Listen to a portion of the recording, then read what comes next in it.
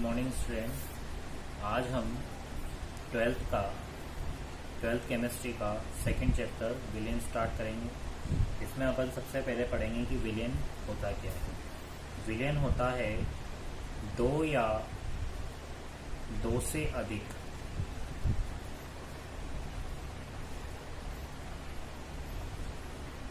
अवयवों का समांगी मिश्रण विलयन कहलाता है।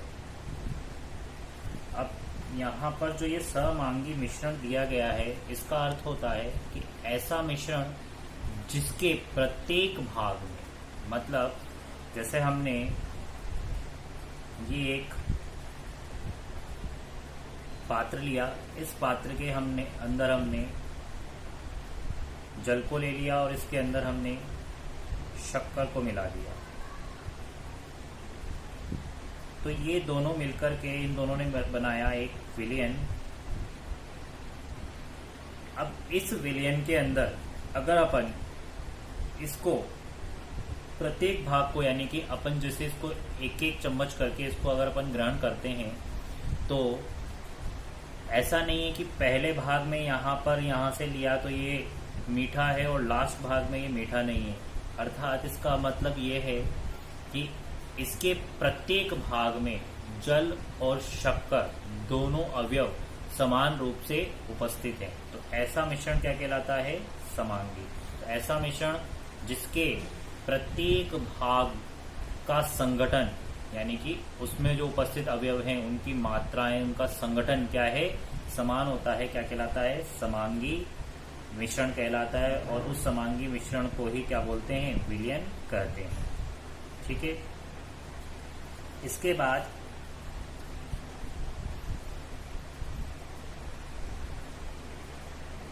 इसके अंदर अपन पढ़ेंगे कि विलयन में यदि अवयवों की संख्या के आधार पर विलयन देखा जाए तो कितने प्रकार का होता है। तो अवयवों की संख्या के आधार पर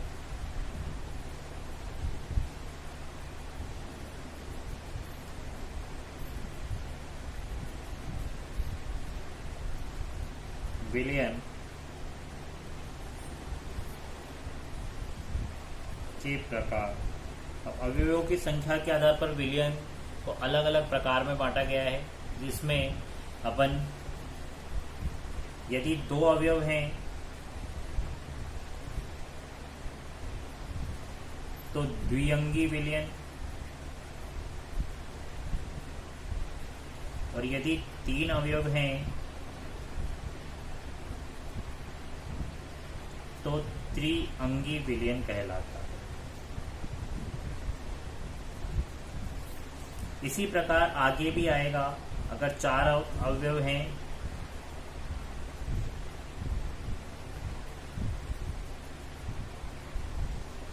जिसको अपन क्वाड्रेट के नाम से जानेंगे, जिसमें चार अवयव। ठीक। अब इसके बाद अपन आगे पढ़ते हैं। यदि जैसे 5 होगा तो पेंटा हो जाएगा। आगे अपन पढ़ते हैं कि विलयन के भाग कितने होते हैं। भाई विलयन अब अपन बना रहे हैं तो विलयन में क्या, कौन सा पार्ट रहेगा? तो विलयन के भाग,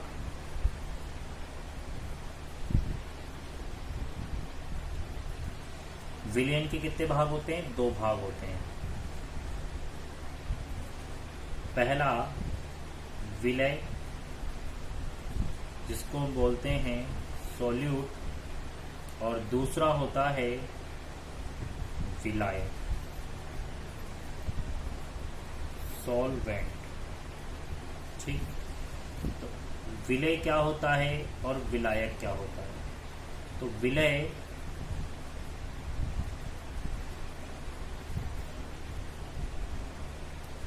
क्या होता है? जो विलयन में कम मात्रा में उपस्थित होता है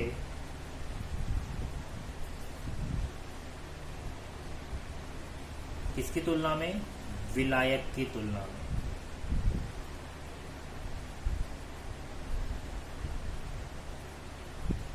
क्या कहलाता है? विलय कहलाता है।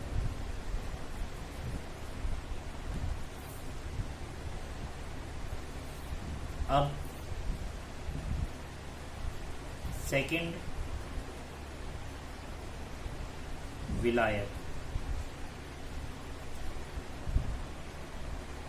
विलयन में उपस्थित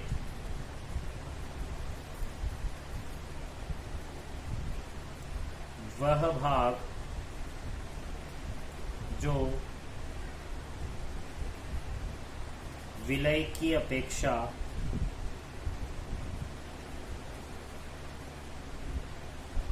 ज्यादा मात्रा में होता है और विलय को घोलने का कार्य करता है।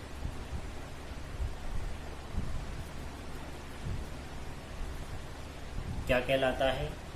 विलायक कहलाता है। तो विलयन में उपस्थित वह भाग जो कम मात्रा में होता है और जो क्या करता है? विलयन में घुलने का कार्य करता है। दूसरा विलायक वह भाग, विलयन में उपस्थित वह भाग जो विलय की अपेक्षा ज्यादा मात्रा में होता है और विलय को घोलने का कार्य करता है। क्या कहलाता है? विलायक कहलाता है। अब यहाँ पर अपन आगे पढ़ेंगे विलयन के गुण। इसमें सबसे पहला है विलयन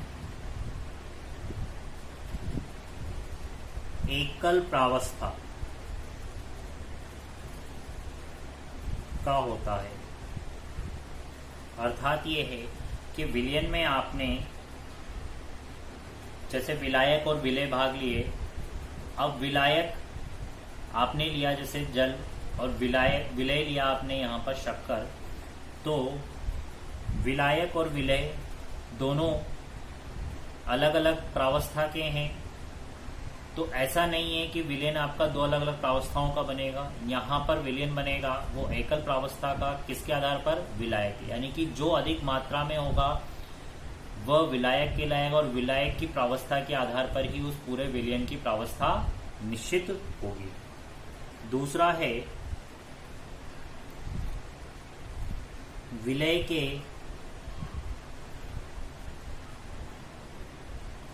कणों का आकार 10⁻⁷ से 10⁻⁸ सेंटीमीटर के मध्य तक होती है। ठीक है, यानी कि विलय के कणों का आकार 10⁻⁷ से 10⁻⁸ के मध्य होता है। ठीक। तीसरा पॉइंट है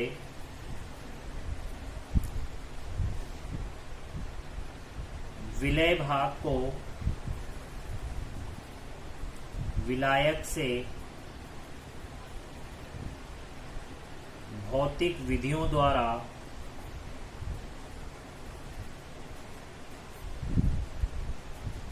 पृथक नहीं किया जा सकता।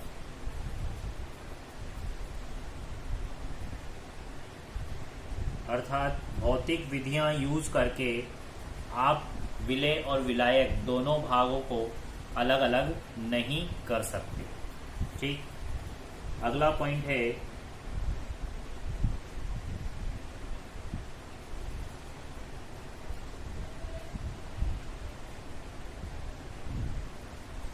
विलय तथा विलायक जब विलयन बनाते हैं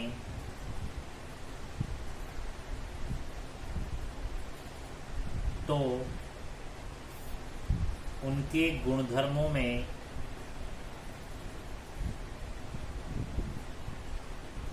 कोई परिवर्तन नहीं होता। मतलब ये है कि विलय और विलायक अपने अपने गुणधर्मों को विलेन बनने के बाद में त्यागेंगे नहीं। जो उनके गुणधर्म विलय और विलायक के गुणधर्म विलेन में आने से पहले थे, वही गुणधर्म विलेन में उनके रहेंगे। अर्थात जो विलेन के अवयव हैं वो अपने गुणधर्मों को परिवर्तित नहीं करते। और मोस्ट इम्पोर्टेंट, विलेन की भौतिक अवस्था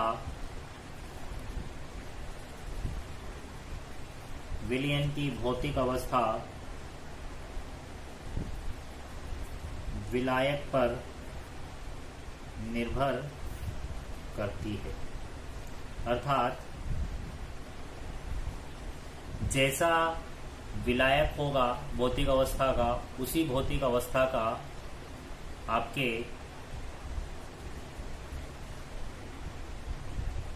विलयन भी होगा। जैसे गैस है तो गैस विलयन की भौतिक अवस्था रहेगी। अगर विलायक द्रव है तो भौतिक अवस्था द्रव रहेगी। अब आगे है विलयन के प्रकार।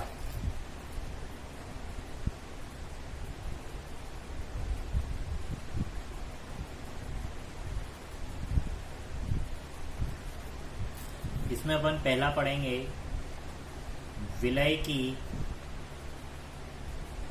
मात्रा के आधार पर।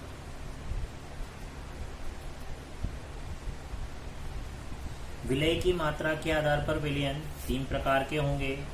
पहला असंतृप्त, दूसरा संतृप्त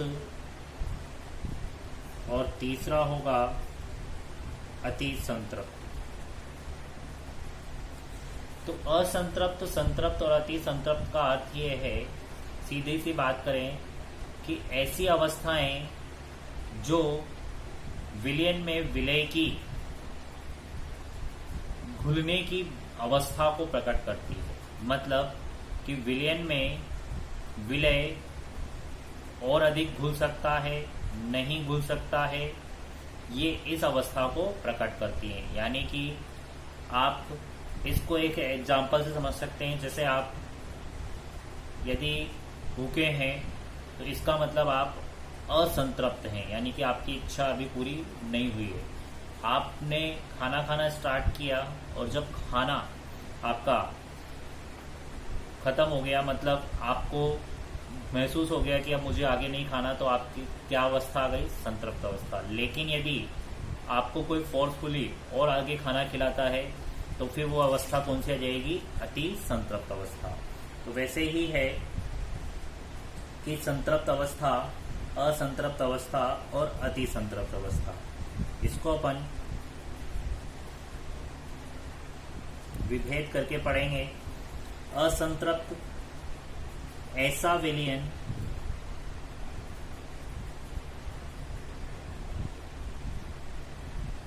जिसमें विलय की और मात्रा घोली जा सके, क्या कहलाता है? असंतृप्त विलयन कहलाता है। अब इसके अंदर ये है तो इसके अंदर होगा ऐसा विलयन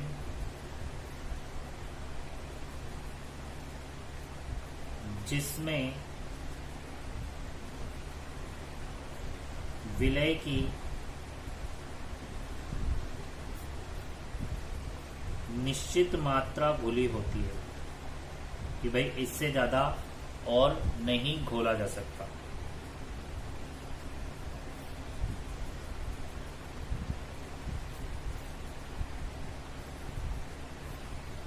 अति संतृप्त ऐसा विलयन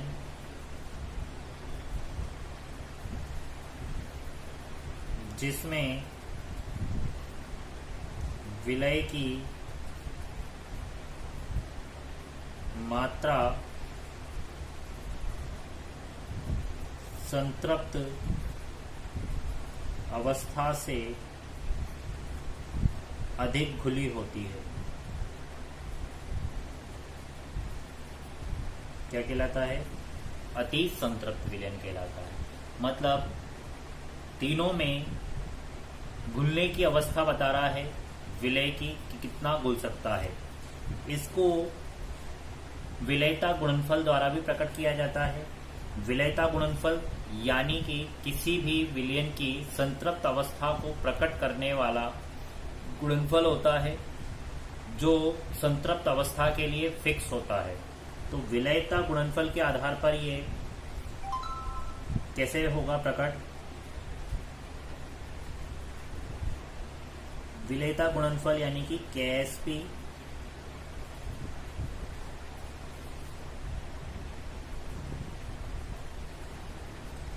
तो विलयता गुणनफल फिक्स होता है किसी भी विलयन की संतृप्त अवस्था के लिए।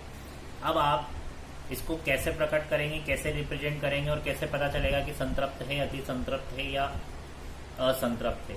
तो इसके लिए आपको आयनिक गुणनफल देखना होता है। आयनिक गुणनफल मतलब जैसे आपने एक गिलास पानी लिया और उस एक गिलास पानी में आप शक्कर घोल रहे हैं, तो शक्कर और उस पानी के अंदर घुलने की जो क्षमता है शक्कर की वो निश्चित होगी और उस निश्चित अवस्था पर जो विलयता गुणनफल होगा वो निश्चित होगा।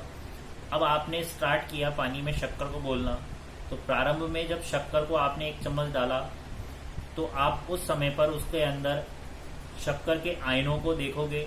यदि आयनों का गुणनफल उस विलयन के विलयता गुणनफल के बराबर हो जाता है तो इसका मतलब ये है कि आप संतृप्त अवस्था में आ गए, और यदि नहीं होता है तो इसका मतलब आप असंतृप्त हैं। उसी के आधार पर देखा जाएगा कि जैसे KSP का मान यदि आयनिक गुणनफल से ज्यादा है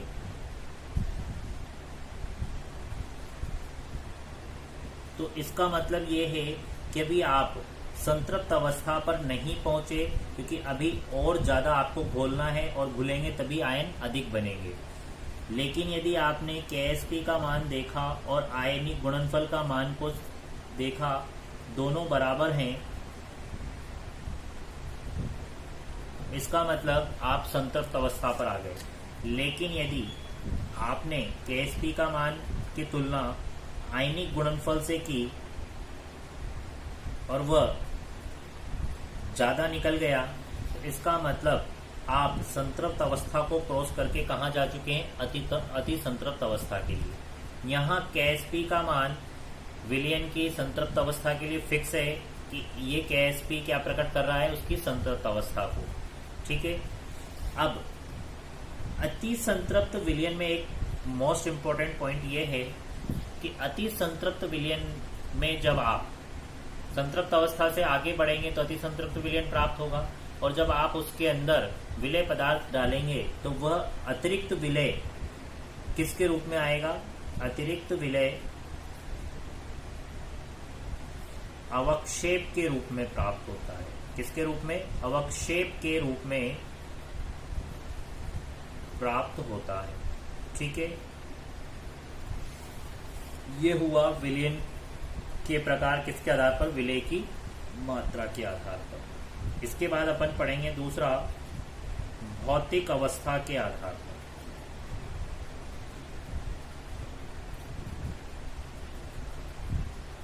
भौतिक अवस्था के आधार पर सीधी सी चीज ये है कि विलयन में विलायक की जो भौतिक अवस्था होती है उसके आधार पर विलयन की भौतिक अवस्था निर्धारित होती है।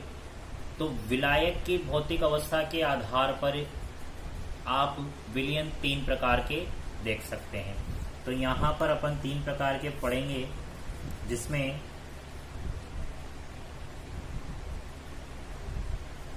अपन सबसे पहले एक सारणी बनाएंगे।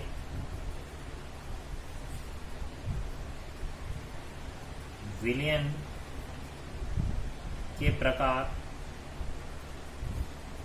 दूसरा विलय, फिर विलायक, या फिर इसको पहले विलायक कर लेते हैं और इसको विलय कर लेते हैं और इसके कुछ उदाहरण पढ़ेंगे।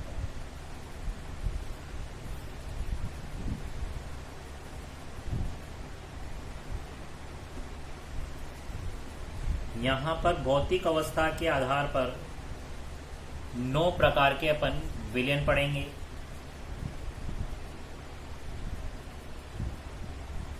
गैसीय, अब गैसीय जो एक है इसमें 3 आएंगे। कैसे कि विलायक यदि गैस है और विलय भी गैस है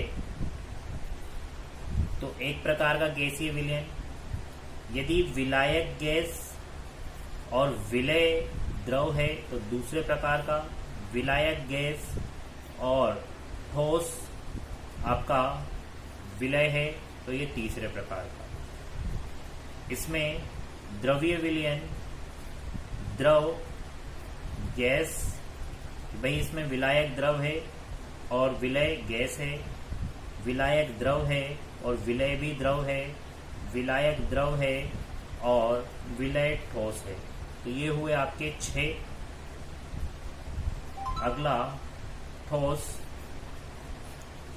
ठोस विलायक है और आपके विलय गैस है, ठोस विलायक है, द्रव विलय है, ठोस विलायक है और ठोस ही आपका विलय है। अब यहाँ पर कुल मिलाकर के आपके 9 प्रकार के आपके क्या हो गए, विलयन हो गए। अब इनमें मोस्ट इम्पोर्टेंट चीज ये समझनी है कि जो ये गैसीय विलयन है इसका अर्थ ये है कि विलायक गैस गैस गैस। अब चाहे आप विलय गैस लें, द्रव लें या ठोस लें, विलयन कैसा होगा आपका गैस, क्योंकि विलायक किस प्रकृति का है, गैसीय प्रकृति का है। ऐसे ही द्रवीय में द्रव द्रव द्रव, गैस द्रव ठोस, अर्थात विलायक आपका द्रव है और विलय गैस द्रव ठोस हो सकता है, लेकिन विलयन विलायक के आधार पर किस प्रकृति का होगा, द्रव्य। इसी तरह से ठोस में भी होगा। चलिए अपन इसके एग्जाम्पल समझते हैं। अब गैस में तो बहुत सारे एग्जाम्पल हैं, अपन सिंपल सी बात करें, ऑक्सीजन व नाइट्रोजन गैस का मिश्रण,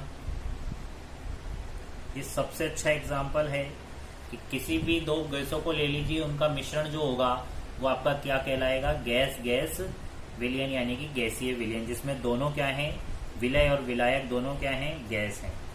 अगला है गैस द्रव। समझिए आप जल वाष्प, वायु में जल वाष्प। तो वायु तो क्या है, अधिक मात्रा में, जल की बूंदे उसमें कम मात्रा में, तो वायु में जल वाष्प। ठीक है। अब गैस में ठोस का विलयन, तो गैस में ठोस का विलयन आप धुआं समझ सकते हैं, कोहरा समझ सकते हैं। इसके अलावा आप आंधी, तूफान, ये सब गैस में ठोस का क्या है, विलयन है।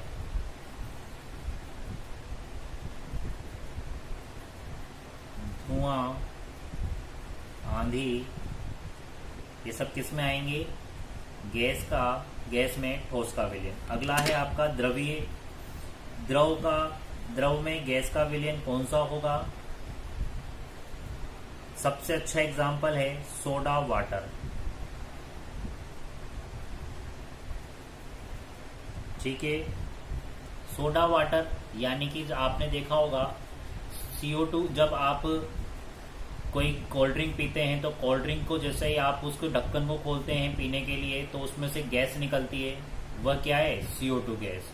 तो CO2 गैस को जब उच्च दाब पर और निम्न ताप पर द्रव में भरा जाता है तो द्रव और गैस का मिश्रण बनता है। द्रव में इसमें जल प्लस अल्कोहल होगा। द्रव और ठोस का मिश्रण, द्रव तो यहाँ पर विलायक हो और ठोस क्या हो, यहाँ पर विलय हो, तो जल प्लस आप शक्कर भी कर सकते हैं, नमक भी कर सकते हैं। ठीक है। अगला ठोस के अंदर गैस का विलयन। अब ठोस के अंदर आप समझेंगे सोचेंगे कि ठोस विलायक है आपके, तो इसके अंदर गैस कैसे प्रवेश करेगी। तो सबसे अच्छा एग्जाम्पल है पैलेडियम धातु की सतह पर हाइड्रोजन गैस का अधिशोषण। अब यहां पर ये जो वर्ड आया है अधिशोषण, इसका मतलब ये है कि दो प्रकार का होता है, एक तो होता है अवशोषण और एक होता है अधिशोषण। आपके लेसन नंबर 5 में कोलाइडी विलयन में आएगा। अवशोषण तो किसी भी पदार्थ की आंतरिक सतह के अंदर यानी कि संपूर्ण भाग में किसी पदार्थ का फैल जाना, और अधिशोषण उसकी सतह पर यानी किसी पदार्थ का उस दूसरे पदार्थ के अंदर न जाकर के उसकी सतह पर ही क्या हो जाना, फैल जाना। तो पैलेडियम धातु की सतह पर जब हाइड्रोजन गैस को ले जाया जाता है तो हाइड्रोजन गैस इस पैलेडियम धातु की सतह पर क्या हो जाती है, अधिशोषित हो जाती है। अगला है आपका ठोस का ठोस में। तो ठोस के अंदर द्रव का, तो यहां पर सबसे अच्छा एग्जाम्पल है सोडियम धातु प्लस Hg का अमलगम। जब पारे के साथ धातु यानी धातु अधिक मात्रा में और पारा कम मात्रा में दोनों को जब मिलाया जाता है तो यहाँ पर अमलगम यानी कि एक लसलसा सा, जैसे आप, तो ये सोडियम धातु व पारे का अमलगम एक बबलगम जैसा होता है, ठीक है। और इसमें लास्ट है ठोस। सब जानते हैं मिश्र धातु इसका सबसे अच्छा एग्जाम्पल है, जैसे copper plus Au, zinc plus copper यानी कि पीतल। इस प्रकार से ये आपका भौतिक अवस्था के आधार पर वर्गीकरण होगा। अब इसके बाद में अपना नेक्स्ट टॉपिक आता है सांद्रता। विलयन की सांद्रता। विलयन की सांद्रता क्या होती है कि विलायक की निश्चित मात्रा में उपस्थित विलय की मात्रा क्या कहलाती है, उस विलयन की सांद्रता कहलाती है। तो विलायक की निश्चित मात्रा में उपस्थित विलय की मात्रा उस विलयन की सांद्रता कहलाती है।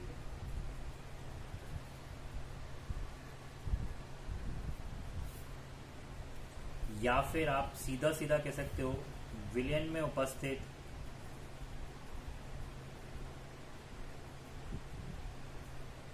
विलय की मात्रा,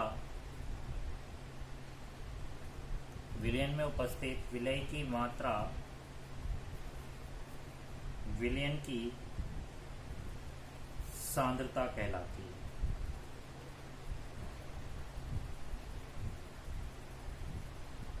ठीक। अब सांद्रता के आधार पर विलयन कितने प्रकार के होते हैं, 2 प्रकार के। यहाँ सांद्रता वर्ड आया, इसके आधार पर भी विलयन कितने प्रकार के होते हैं, 2 प्रकार के। तो सांद्रता के आधार पर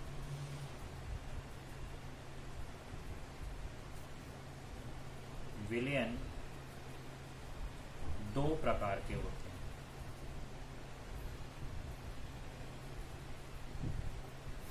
पहला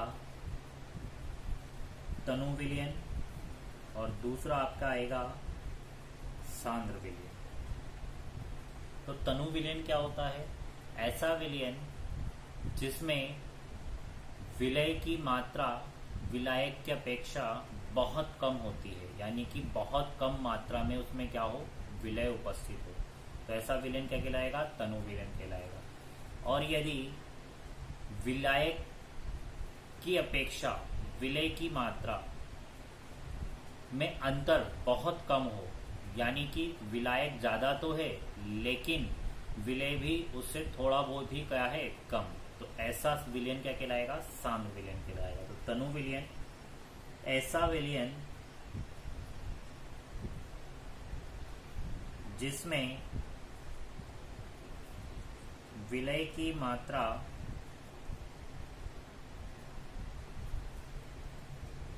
विलायक की अपेक्षा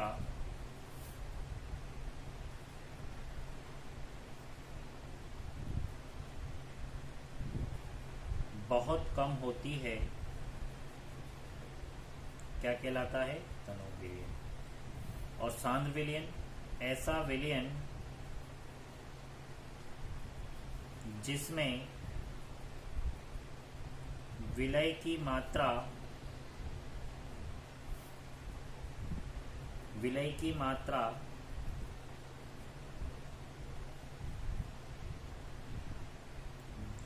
विलायक से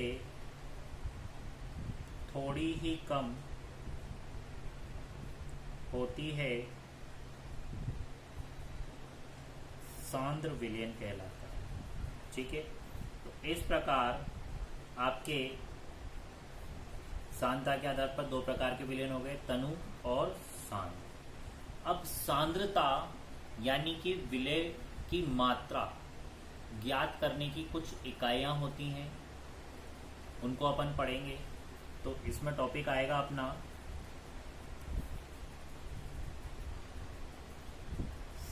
सांद्रता की इकाइयां। कौन कौन सी हैं? अपन सांद्रता की इकाइयां मेनली पढ़ेंगे, इसमें दो प्रकार की हैं, भार और आयतन। तो इसमें दो प्रकार की सांद्रता की इकाइयों को अपन ने बांटा है। भार में अपन पहला पढ़ेंगे भार प्रतिशत या द्रव्यमान प्रतिशत कहें इसको। दूसरा अपन पढ़ेंगे भार आयतन प्रतिशत। तीसरा अपन पढ़ेंगे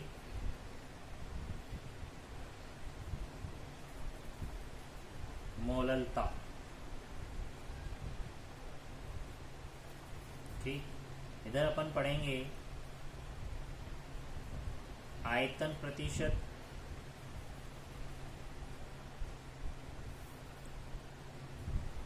नॉर्मलता, मोलरता।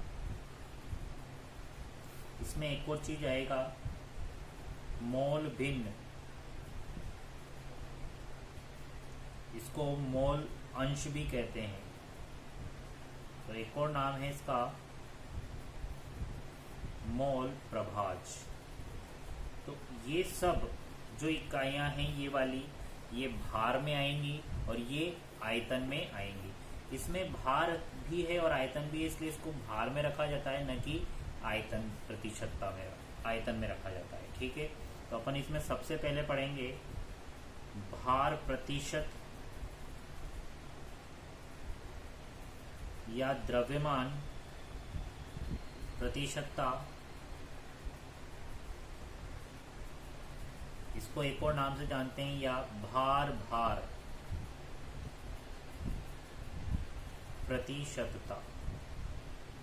ठीक, तो इसको रिप्रेजेंट किया जाता है W अपॉन, आगे परसेंटेज का साइन लगा करके W अपॉन W से। ठीक है, अब इसका ध्यान से समझिए, इसकी जो परिभाषा होती है वो मोस्ट इम्पोर्टेंट है कि भार प्रतिशत या द्रव्यमान प्रतिशत या भार प्रतिशत क्या होता है। कि इसके अंदर विलय और विलयन दोनों का क्या लिया जाता है, भार लिया जाता है। क्या लिया जाता है, भार। तो इसकी परिभाषा क्या होती है, विलयन की निश्चित मात्रा में या विलयन की निश्चित मात्रा में उपस्थित विलय की मात्रा। तो इसकी परिभाषा क्या होगी, विलयन के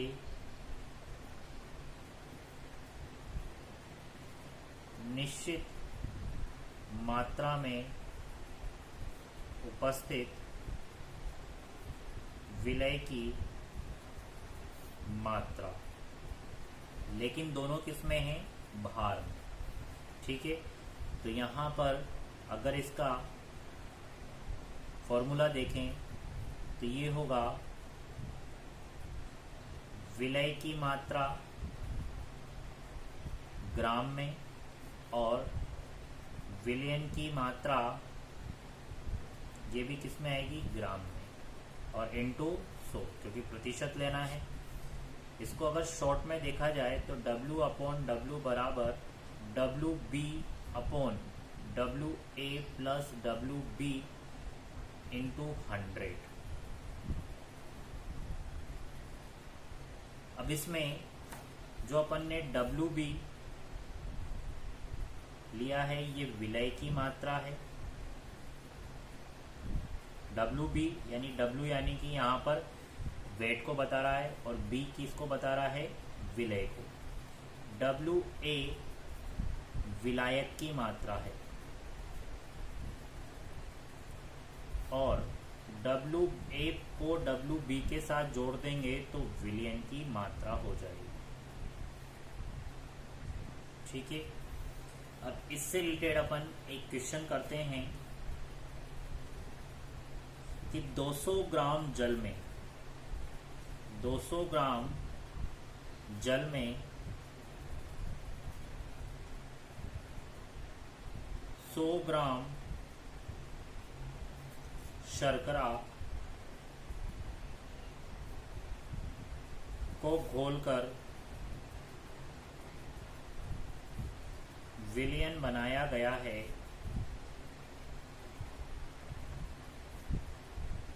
तो इस विलयन का भार प्रतिशत ज्ञात करो।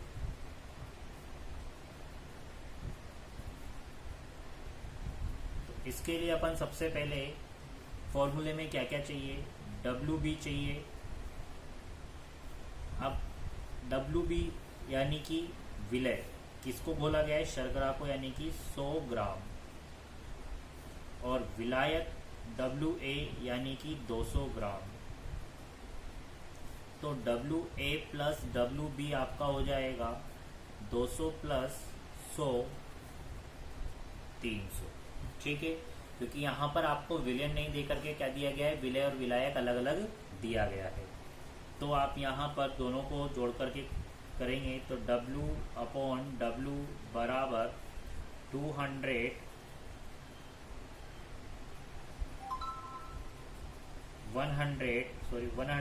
Upon 300 into 100। तो ये 20 से 20, तो ये 100 बटा 3 यानी कि 33.33% आएगा। यानी कि आपके W अपॉन W आएगा 33.33%। ठीक, तो इस प्रकार से आपको पहले ही देखना है कि आपको विलय और विलायक में से क्या क्या दिया हुआ है।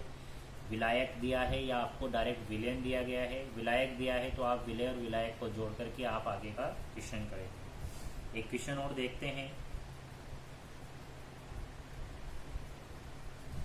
11 ग्राम ऑक्सैलिक अम्ल को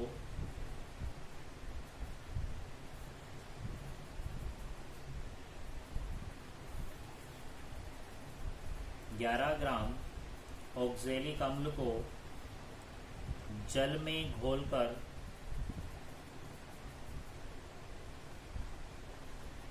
500 ml विलयन बनाया गया है।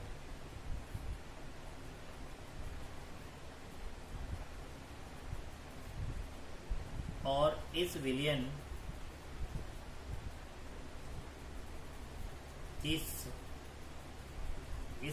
का घनत्व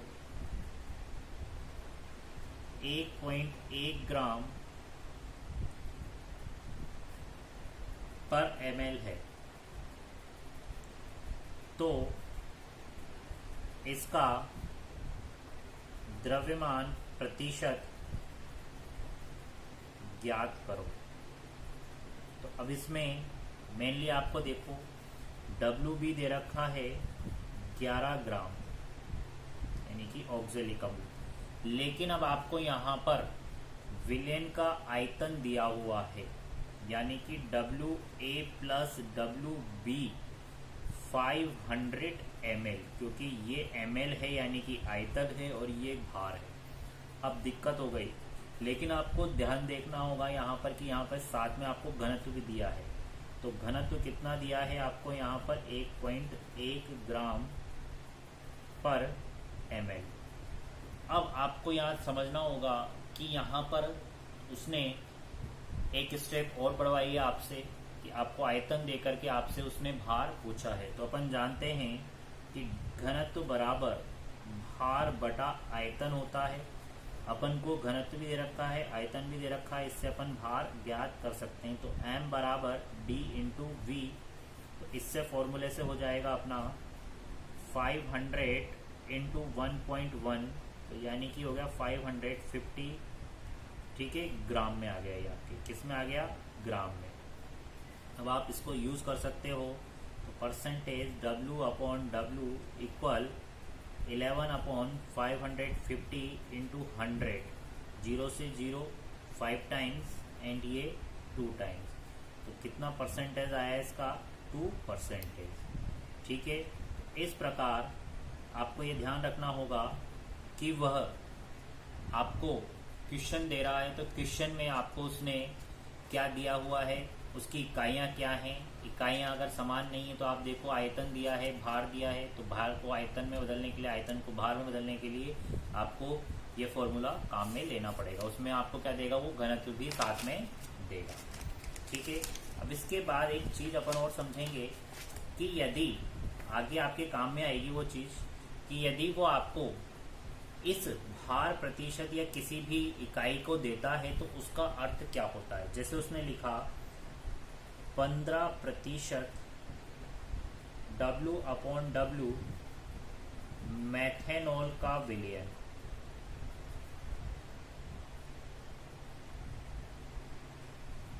क्या दिया है, 15% W अपॉन W मैथेनॉल का विलयन। तो आपको याद रखना है इसको कैसे बदलना है, इसमें से विलय और विलयन कैसे पृथक करेंगे आप ध्यान से देखिए। आगे है ये विलय और पीछे है आपका विलयन। तो विलय का मान यानी कि 15 ग्राम, परसेंटेज यानी कि 100 ग्राम। तो सीधा सा हो गया क्योंकि दोनों क्या है, भार में। तो ये 15 ग्राम आगे वाला विलय हो गया और पीछे वाला विलयन हो गया। तो आपको किस पर देखना है कि ये इकाइयां क्या दी हैं और परसेंटेज सीधा सीधा होता है 100। तो 15 ग्राम विलय भाग उपस्थित है 100 ग्राम विलयन में। ठीक है,